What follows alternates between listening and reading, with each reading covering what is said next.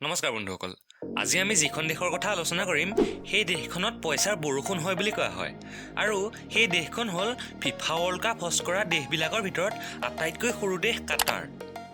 বন্ধুসকল, আপুনি জানি আচৰিত হ'ব যে ভাৰতৰ ৰাজ্য নাগালেণ্ডতকৈ সৰু দেশ কাটাৰ বিশ্বৰ আটাইতকৈ ধনী দেশবিলাকৰ ভিতৰত এখন। কাটাৰে ফিফা ৱৰ্ল্ড কাপৰ কাৰণে 8টাকৈ ৱৰ্ল্ড ক্লাছ ষ্টেডিয়াম তৈয়াৰ কৰাৰ লগতে তাত বনোৱা এটা ষ্টেডিয়ামটো বিশ্বৰ ভিতৰতে আটাইতকৈ ডাঙৰ ফুটবল ষ্টেডিয়াম হিচাপে পৰিগণিত হ'ল। বন্ধুসকল, ভাৰতত যদি আপুনি প্ৰতিমাহে 1 লাখ টকা উপাৰ্জন কৰে তেতিয়া আপুনি কিমান ধনী হ'ব বাৰু? কিন্তু এইটো জানি আপুনি আচৰিত হ'ব যে কাটাৰত যদি আপুনি প্ৰতিমাহে 1 লাখ টকাকৈ উপাৰ্জন কৰে তেতিয়া আপুনি কাটাৰৰ আটাইতকৈ দুখীয়া মানুহৰ শাৰীত পৰিব। এখন ইমান উন্নত দেশ হিচাপে কাটাৰে নিজৰ চিটিজেনবোৰক যথেষ্ট সুবিধা দিছে, যেনে free health care, free education, no income tax ইত্যাদি ইত্যাদি।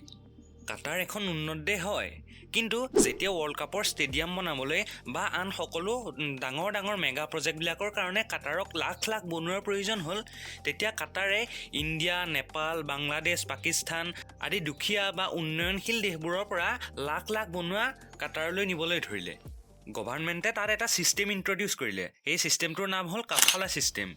এই ছিষ্টেম মতে কাটাৰৰ বিভিন্ন গভাৰ্ণমেণ্ট জব কৰা এমপ্লয়ীবিলাকে বাহিৰৰ পৰা নিজৰ তলত বনোৱা আনিব পাৰিব আৰু সেই বনোৱাখিনি সেই পাৰ্টিকুলাৰ মানুহজনৰ তলত থাকিব। আনকি বনোৱাবোৰৰ পাছপৰ্ট পৰ্যন্ত সেই মানুহজনৰ হাতত থাকিব। এনেদৰেই প্ৰথমে লাখ লাখ বনোৱা কাটাৰলৈ বিভিন্ন দেশৰ পৰা ইম্পৰ্ট কৰা হ'ল, কিন্তু এই বনোৱাখিনিয়ে সাধাৰণ চিটিজেনৰ একো সুবিধা নাপায়, যেনে free health care, free education, no income tax এইবোৰৰ সুবিধা নাপায়। আটাইতকৈ ডাঙৰ কথা, এই বনোৱাখিনিয়ে কাটাৰৰ সাধাৰণ মানুহৰ সংস্পৰ্শলৈ আহিব নোৱাৰে, কাৰণ এই বনোৱাখিনি কাটাৰৰ ৰাজধানী দোহাৰ ইণ্ডাষ্ট্ৰিয়েল এৰিয়াটোৰ মাজতে সীমাবদ্ধ। এই ব্লু কালাৰেৰে দেখুওৱা জোনটো হ'ল ইণ্ডাষ্ট্ৰিয়েল জোন আৰু বাকী য়েল্ল' কালাৰখিনি হ'ল সাধাৰণ মানুহ বসবাস কৰা জোন।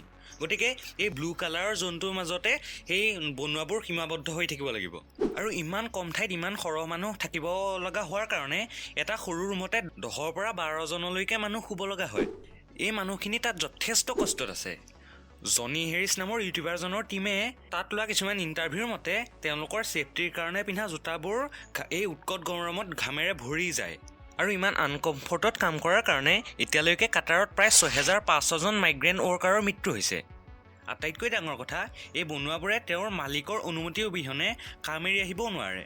এটাতকৈ অধিক কাম কৰিলে জেল, কাম এৰি আহিলে জেল, আনহাতে ইণ্ডাষ্ট্ৰিয়েল এৰিয়াৰ পৰা বাহিৰলৈ ওলালেও জেল। বন্ধুসকল, এইটো মনত ৰাখিব যে এই বনোৱাসকলৰ ভিতৰত যথেষ্ট সংখ্যক আমাৰ ভাৰতীয় আছে। গতিকে কথাটো ভাবিবলগীয়া যে আমি ফিফা হোষ্ট কৰাৰ কাৰণে কাটাৰক এপ্ৰিচিয়েটেই কৰোঁ নে এই বনোৱাসকলৰ কথা চিন্তা কৰোঁ। ধন্যবাদ।